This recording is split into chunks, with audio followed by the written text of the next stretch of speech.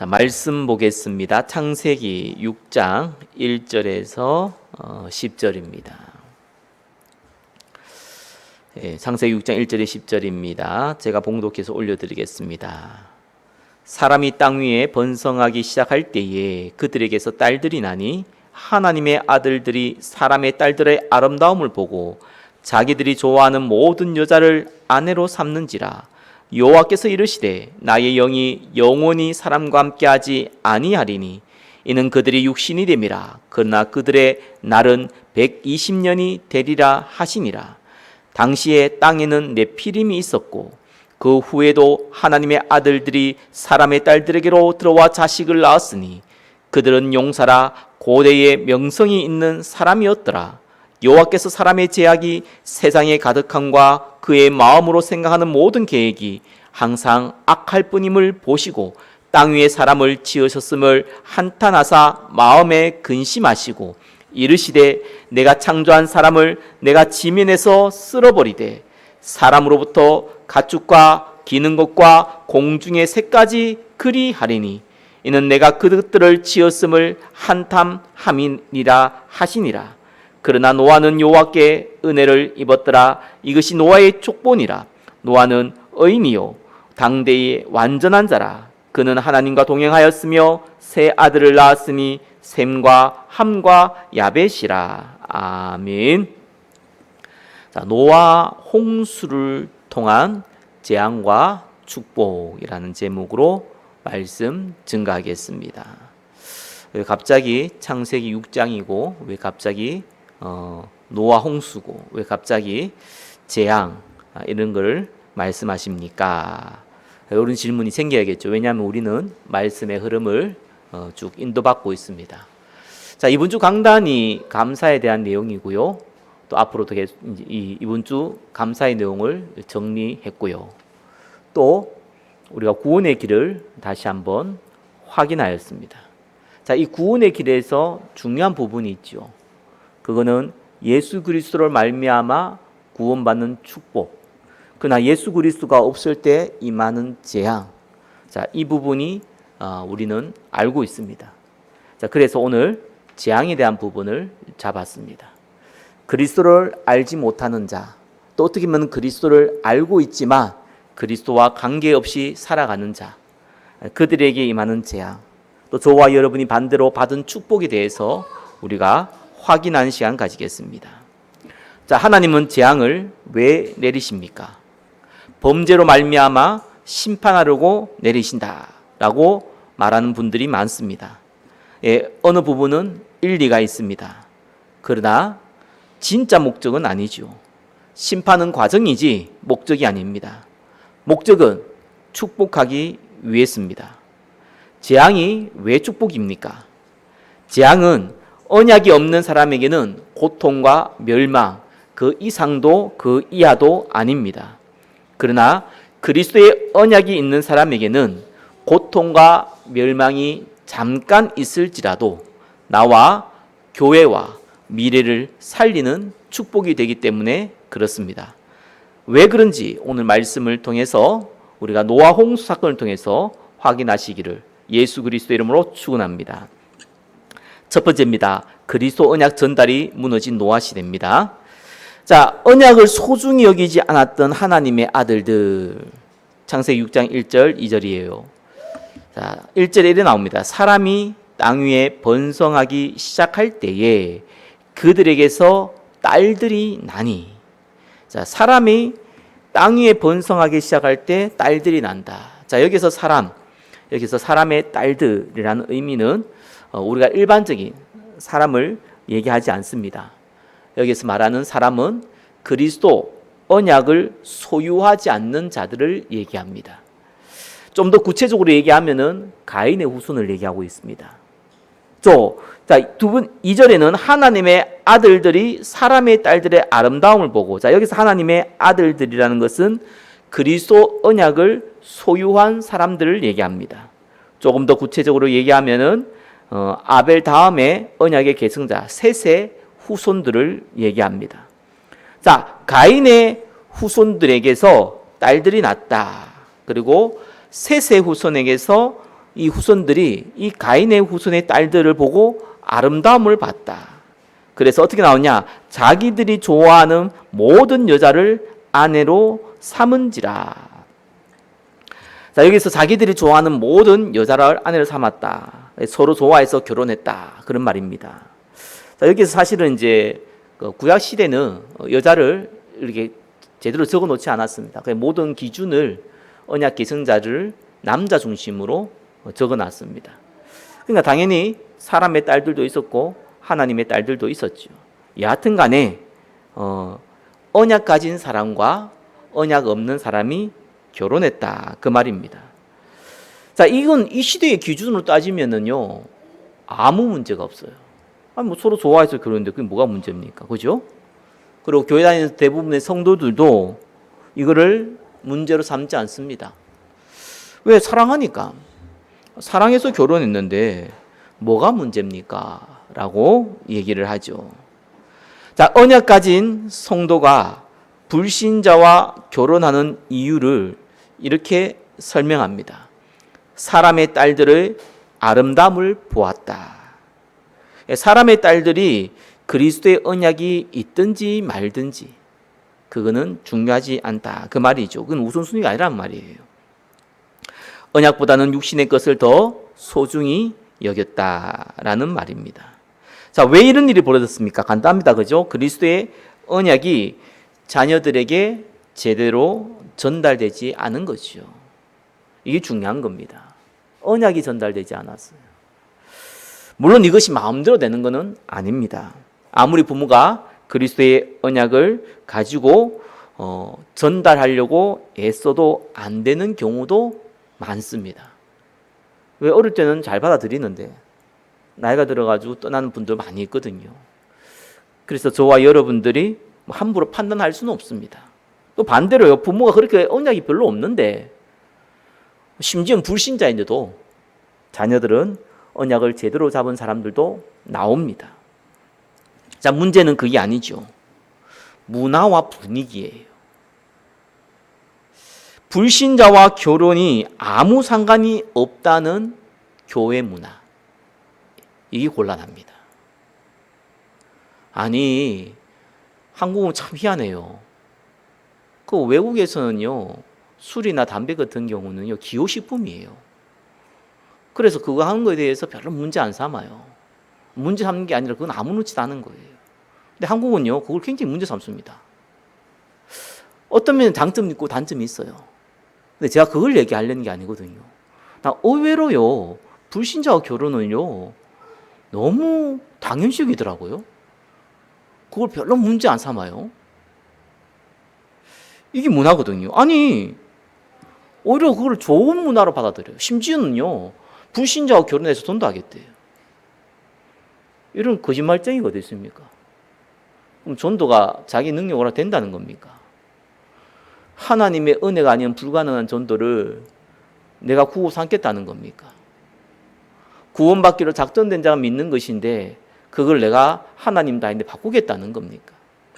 모든 건 핑계지요. 왜 이게 중요하냐는 걸 잘 아셔야 됩니다. 저와 여러분이 어떻게 살았던, 저와 여러분 자녀들이 어떻게 살았던 간에 제대로 언약은 알고 있어야겠죠. 고린도 후서 11장 14절에 사단은 광명한 천사로 자기를 나타냅니다. 자, 서로 사랑하니까 결혼하는 건 좋은 거야 라고 속삭입니다. 당연할 것 같은 생각으로 언약을 놓치게 만드는 것이죠. 자, 이거 불신자와 결혼은요, 제가 볼 때는요, 사단이 가장 중요시 여기는 전략이다 라고 생각합니다. 자, 언약을 소유한 자와 언약을 소유한 자의 결혼이 왜 중요합니까? 좀 더 나가서 그러한 문화와 분위기가 왜 중요합니까? 지금 시대가 여기 문화 분위기가 다 무너졌어요. 마음대로 안 된다니까요. 아니, 자녀가 불신자와 결혼하겠다. 그거 마음대로 못 합니다. 오늘 같은 시대에 이슬람권도 아니고, 그렇죠? 그 말이 아니에요. 그 문화와 분위기가 교회에 그대로 들어선 거예요. 아니, 술, 담배 하는 걸 우리가 좀 안 좋게 본다면요, 불신자와 결혼하는 거는요, 더럽고 징그럽게 봐야 되거든요.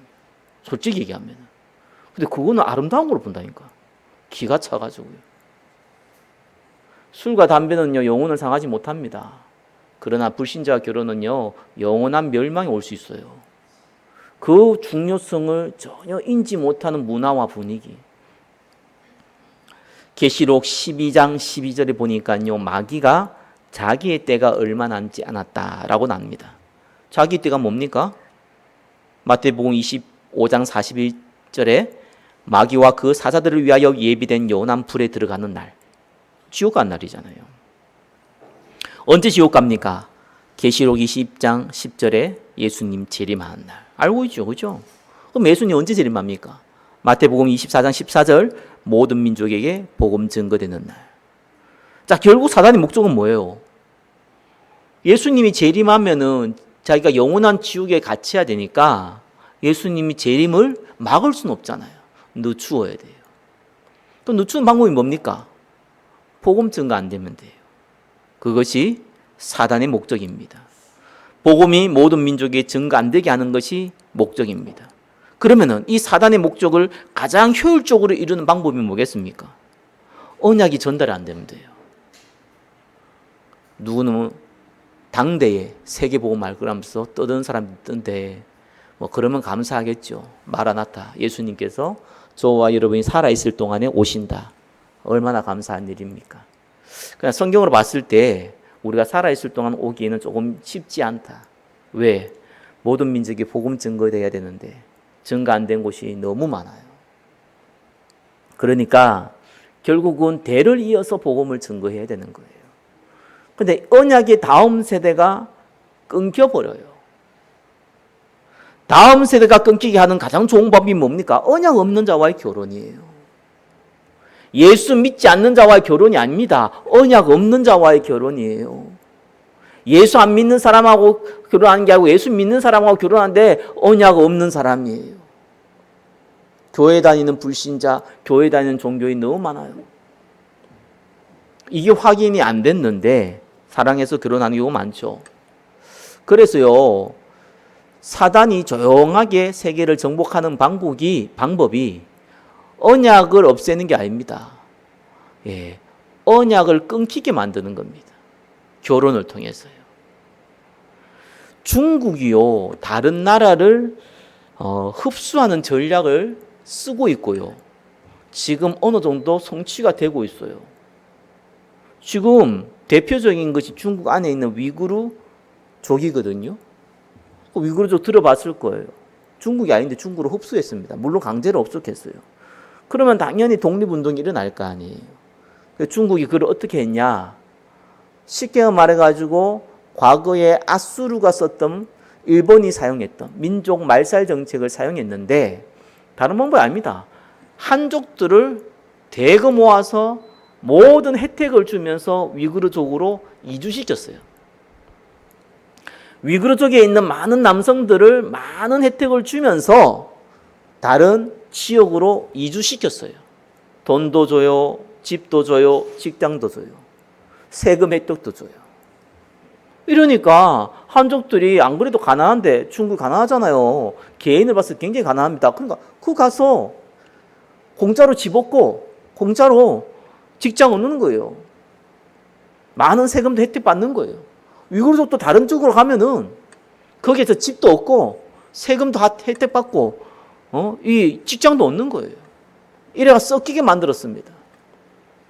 그래서요, 소수의 사람들이 뭐 밖에 나가고 해외 가가지고 또 미국 그때 가가지고 위구르족 뭐 독립해야 된다 뭐 하는데 실제로 위구르족을 담당해 본 분들이 뭐라고 얘기하냐? 그는 중국이다.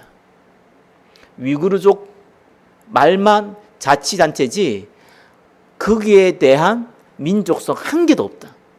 벌써 몇십 년 지났잖아요.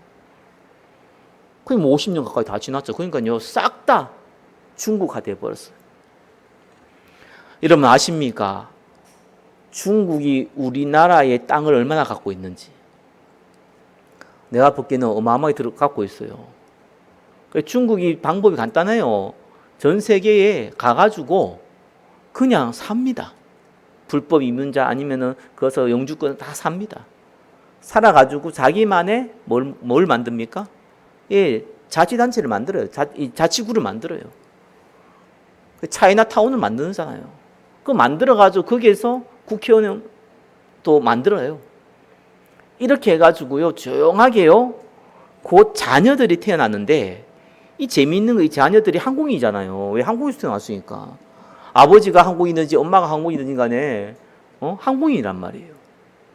요 아이들요, 중국에서 뭘 하는 줄 압니까? 가가지고요, 조용히 접근해가지고, 돈도 주고, 그리고, 이 여러 가지 혜택도 주고 하면서 중국 공산당원을 만들어 버립니다.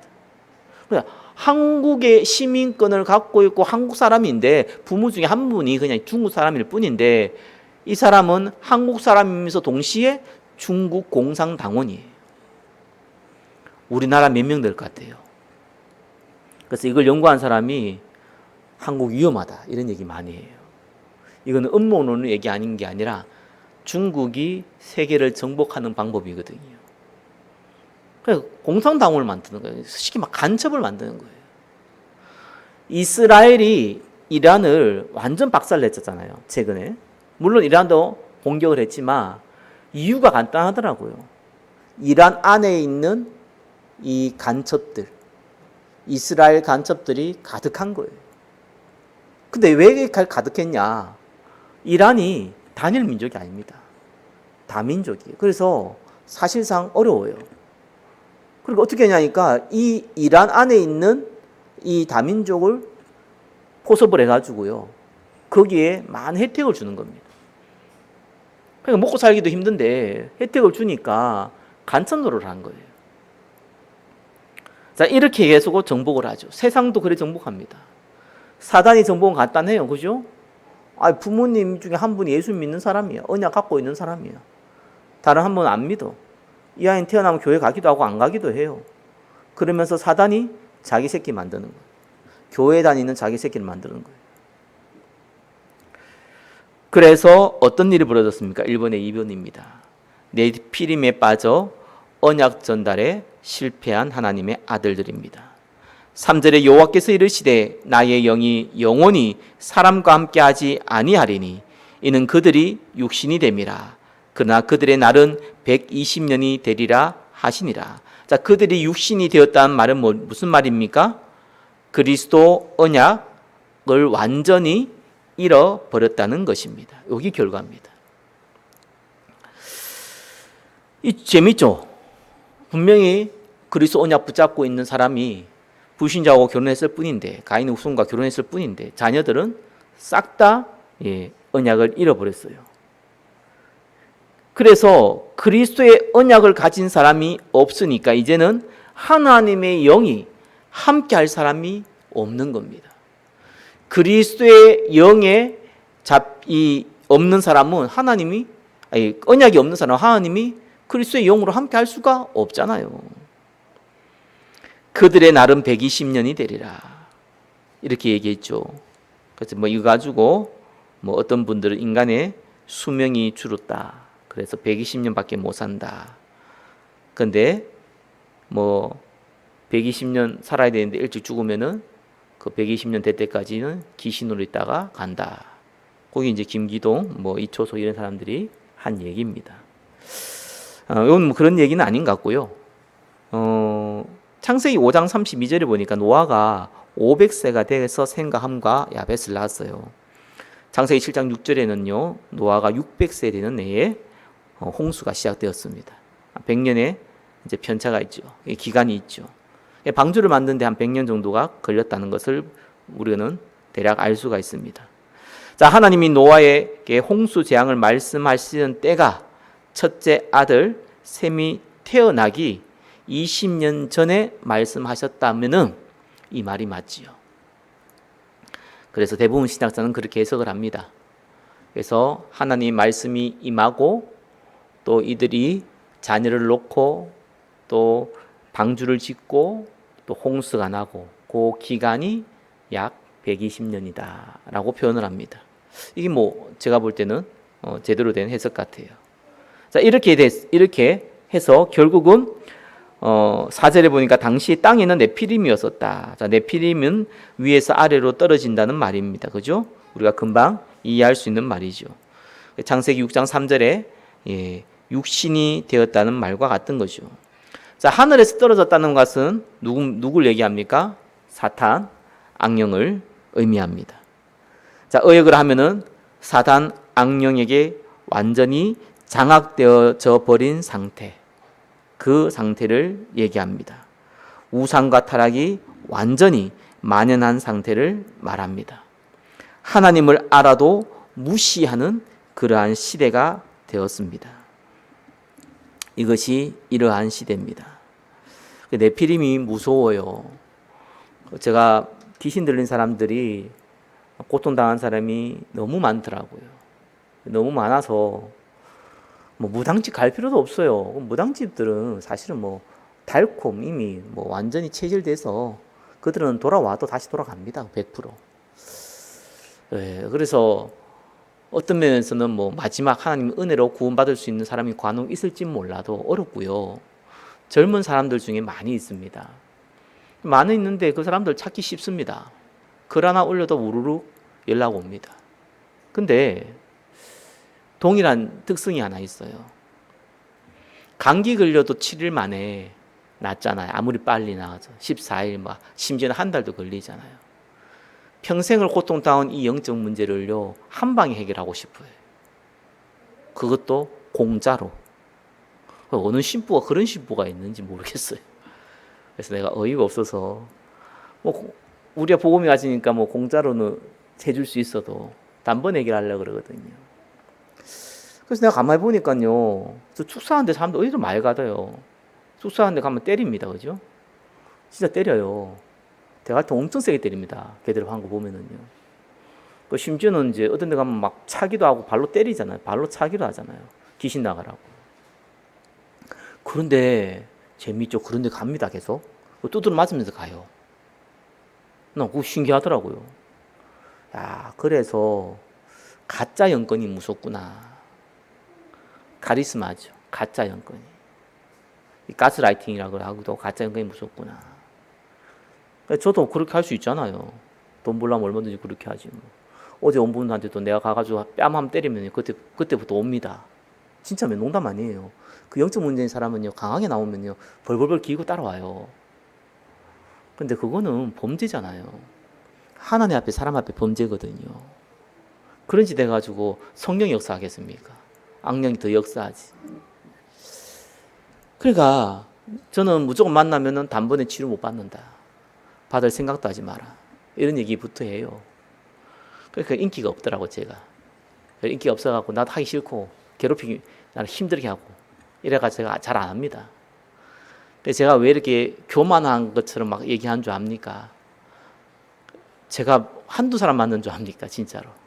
글 한번 올리면요, 저한테 연락 온 사람 한두 사람인 줄 압니까? 내가 목사님들 알려줬어요. 이렇게 하면 사람들 찾아온다, 귀신 들린 사람들. 근데 따라온 사람들이 생기더라고. 근데 아무도 지속 안 해. 왜요? 세상 말 돈 안 되거든요. 와가 남지도 않거든요.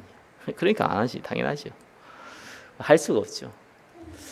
근데 저는 개인적으로 이분들을 치유하려면은 가짜로 하든가 모으려면, 아니면은 진짜로 하려면은 은혜 받은 사람, 하나님 택한 사람을 해야겠다. 그래서 어제 같은 경우 누구 한 명 왔잖아요. 그건 제가 볼 때는 하나님 택한 사람은 아닌 것 같아요. 모르지만. 근데 분명한 거는 하나님의 나라가 임한다는 하나님이 사인을 주신 거는 분명합니다.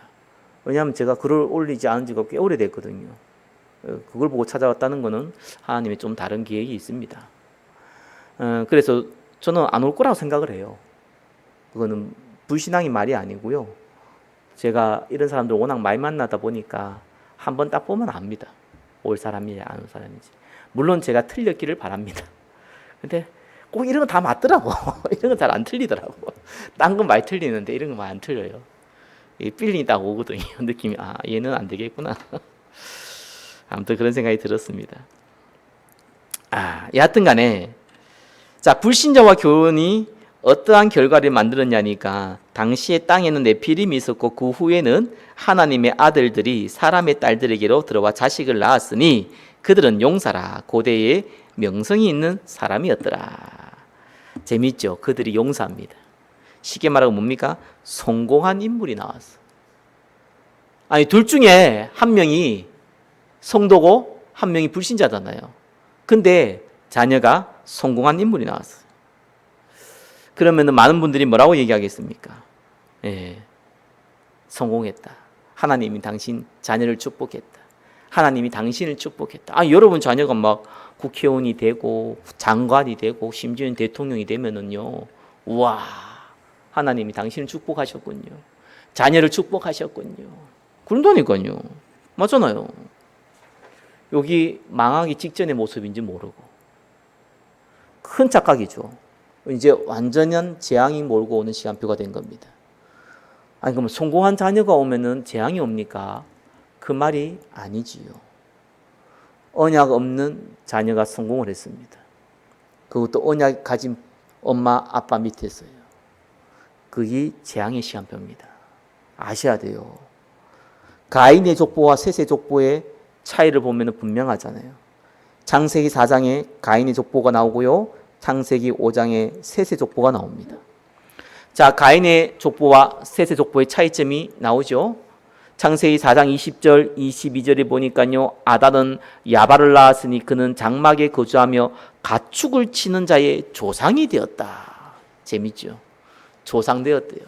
그냥 가축을 치는 자의 조상이라 하니까 뭐 저와 여러분도 뭐 있으면 다 조상이죠. 그 말이 아닙니다.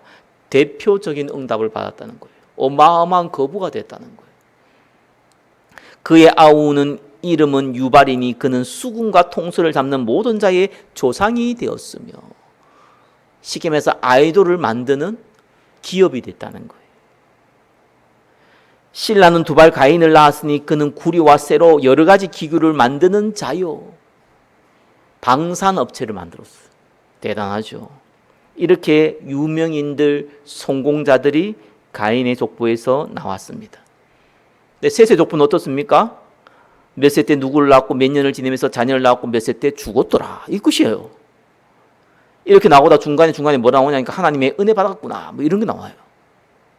뭔 조상이 되었다는 건 무슨 성공자가 나왔다는 것은 이 셋의 후손 중에는 아무도 없어요. 창세기 5장 보니까요. 에녹은 65세에 무드셀라를 낳았고 무드셀라를 낳은 후 300년을 하나님과 동의하며 자녀를 낳았으며 그는 365세를 살았더라. 끝. 여러분이 누구를 낳고 몇 년을 살다 죽었더라. 끝. 다른 불신자는 누구를 낳았는데 이 사람은 대통령이 되었고 이 자녀는 이 장관이 되었고 이 사람은 이 사업인이 되었더라. 어느 게 낫습니까? 어느 게 할래요? 누구를 낳았다 몇 차례를 살다가 죽었더라. 이게 낫습니까? 아니면은 대통령이 되었더라. 장관이 되었더라. 사업인이 되었더라. 재벌이 되었더라. 이게 낫습니까? 노아의 후손도 동일하죠. 창세기 10장에 보면요. 함의 족보가 나옵니다. 창세기 11장 보면요. 셈의 족보가 나와요. 자, 함의 족보와 셈의 족보의 차이가 또 나오죠. 아버지의 저주를 받은 이 함의 족속. 그죠?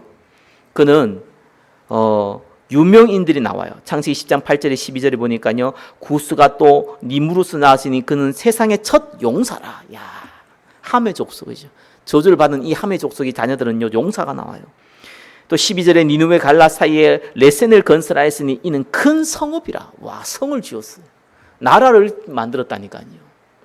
누구에서? 함의 후손에서. 근데 셈의 족보는 어떻습니까? 창세기 11장에 몇 년을 나오죠. 몇 년을 지내며 또 몇 자녀를 낳았고 몇 세대에 누구를 낳았다. 끝. 그래서 마지막에는 아브라함을 낳았더라. 끝. 아무것도 없어요. 이것은 무슨 의미를 가지고 있는지 아셔야 됩니다. 언약 없는 사람은 눈에 보이는 것이 답니다. 그래서 눈에 보이는 것, 전문성, 그죠? 그걸 가지고 성공자가 되는 것이 이들의 목적입니다. 당연히 나올 수밖에 없어요. 돈이 사랑하고 돈이 목적인 사람은요, 못 벌 수도 있지만 벌 수 있는 확률이 높아요. 돈이 중요하지 않아. 이런 사람들 중에서 돈 버는 사람 별로 없습니다. 그죠? 언약 가진 사람은 눈에 안 보이는 게 사실 더 중요하죠. 전문인이 되고 성공자가 되어도 그건 그들에게 중요하지 않습니다. 하나님과 동행하는 영적 성공자가 되는 것이 이들의 사실 목적입니다. 사단은 세상을 네피림에 빠지게 만들어 유명인을 만들어내지만 언약의 백성은 성령의 충만함을 받아 생명 살리는 전도자를 만들어냅니다. 자, 1번에서 3번입니다. 그래서 하나님은 재앙을 내리기로 작정하셨습니다. 5절에 여호와께서 사람의 제약이 세상에 가득함과 그의 마음으로 생각하는 모든 계획이 항상 악할 뿐임을 보시고 땅 위에 사람을 지었음을 한탄하사 마음에 근심하시고 이르시되 내가 창조한 사람을 내가 지면에 쓸어버리고 사람으로부터 가축과 기는 것과 공중의 새까지 그러하리니 이는 내가 그것들을 지었음을 한탄함이니라 하시니라. 자, 하나님은 본인이 창조한 사람들을 다 쓸어버리겠다고 했습니다. 여기서 꼭 기억하셔야 됩니다. 재앙은 누가 내립니까? 그리고 재앙은 언제 옵니까? 재앙의 목적은 뭡니까? 노아 시대 때 재앙은 누가 내렸습니까? 창세기 6장 7절에 분명히 나와 있죠. 하나님이 내리셨어요. 사단이 내리는 거 아닙니다. 사단은 재앙을 내릴 수 있는 권한이 없습니다. 김정은, 푸틴 같은 이런 독재자가 재앙을 만드는 게 아닙니다. 하나님이 만들어냈어요. 러시아 우크라이나 전쟁 하나님이 허락하셨어요. 이스라엘과 저 하마스와 이란과 시리아와 이렇게 계속 전쟁하고 있는 이 일을 하나님이 허락하셨어요. 아셔야 됩니다. 재앙의 의미는요, 불행하게 벌어진 사건이 아니에요. 성경은 막개파라고 합니다. 재앙을 하나님이 치신다 이런 뜻입니다. 창세기 18장에 소돔과 고모라의 재앙을 하나님께서 내리셨죠. 자, 그래서 재앙은 하나님이 내립니다. 그러면 재앙은 언제 옵니까? 창세기 18장 32절을 보니까 의인 10명이 없어서 재앙이 내립니다. 의인이 누굽니까? 예수 그리스도 메시아 언약을 붙잡고 있는 사람을 보고 의인이라고 합니다. 그래서 이 메시아 언약을 전달자가 없어지면 어떤 일이 벌어집니까? 구약시대에 예수님이 왔잖아요. 그리스도 메시아 이 언약을 전달자가 없으면은 그리스도가 올 수가 없어요. 그렇죠. 그러면 하나님이 그리스도 언약을 붙잡는 사람을 한 명이라도 만들어야 될 거 아니에요. 그래서 노아 시대에 재앙이 온 거예요. 왜 그렇습니까? 언약 전달자가 한 명밖에 안 남았어. 노아 죽으면 끝나요. 근데 이 언약을 전달받아야 될 셈, 함, 야벳은 지금 언약을 전달받지 못하는 문화와 분위기 속에 살아가고 있어요. 언약 전달자 한 명 남았고 언약을 받을 사람은 3명인데 이 3명이 어떻게 될지를 몰라요. 그럼 하나님 어떻게 하겠어요? 전 인류를 다 죽이는 거예요. 그럼 복음이 왜 소중하냐? 하나님은 다 죽입니다. 진짜로. 이 재앙이 얼마나 무섭냐니까요. 어떻게 이런 일이 벌어지냐 하는데 하나님은 복음 때문에 사람들을 다 죽여버립니다. 이건 무서운 일인데 하나님 하십니다. 언약 전달자가 없다. 그러면 하나님이요 어마어마한 재앙을 내려가 다 죽여버립니다. 누구요? 언약 전달자 한 사람을 위해서. 노아와 셈과 함과 야벳을 위해서요 전 인류를 다 말살시켰습니다. 그게 하나님입니다. 왜요? 노아와 셈과 함과 야벳이 중요한 게 아니라 그들이 전달하고 그들이 전달받아야 될 그리스도의 언약이 중요하기 때문에 그렇습니다. 그래서 재앙의 목적은 뭡니까? 심판하는 것이 아닙니다. 살리는 거예요. 누굴 살립니까? 언약 전달자. 또 언약 전달을 받을 사람들을 위해서 하나님은 재앙을 내리신 겁니다. 노아의 첫째 아들 셈과 그 후손을 언약 전달자로 만들기 위해서 하나님은 노아와 노아 가족 외에는 싹 다 죽이신 겁니다. 재앙이 넘쳐서 재앙이 내린다는 말은 맞는 말이지만 틀린 말이죠. 하나님의 목적은 셋의 후손을 통해서 언약이 다음 세대에 전달되고 예수 그리스도가 이 땅에 오시는 겁니다. 자, 그래서 하나님이 이 상황을 벌이시는 거예요. 자, 2번, 3번, 4번이 있는데 많죠. 그래서 2, 3, 4번은 금요일로 합시다. 메시지가 너무 기네. 1번 했는데 지금 8시 40분이에요. 자, 오늘 이렇게 해서 말씀을 좀 맺겠습니다. 자, 하나님은 모두가 예수 그리스도의 언약을 잃어버렸을 때에 유일하게 언약을 잡고 있는 노아 한 사람 때문에, 그리고 이 노아를 통해서 언약을 전달받을 셈과 함과 야벳을 때문에 하나님은 시대적인 재앙을 내리셨습니다. 그래서 재앙은 하나님이 내리시던 거고, 재앙의 목적은 언약을 살리기 위한 겁니다. 그러면 재앙을 왔을 때에 언약 가진 사람은 축복받는 겁니다. 재앙이 왔을 때 언약 없는 사람은 망하는 겁니다. 그 의미를 알고 복음 전하는 전도자 되시기를 예수 그리스도의 이름으로 축원합니다. 기도하겠습니다. 노아를 통하여서 재앙과 축복을 허락하신 주님께 모든 영광 올려드립니다. 축복을 전달하는 전도자의 은혜를 누리게 하여 주옵소서. 예수 그리스도의 이름으로 기도드립니다. 아멘.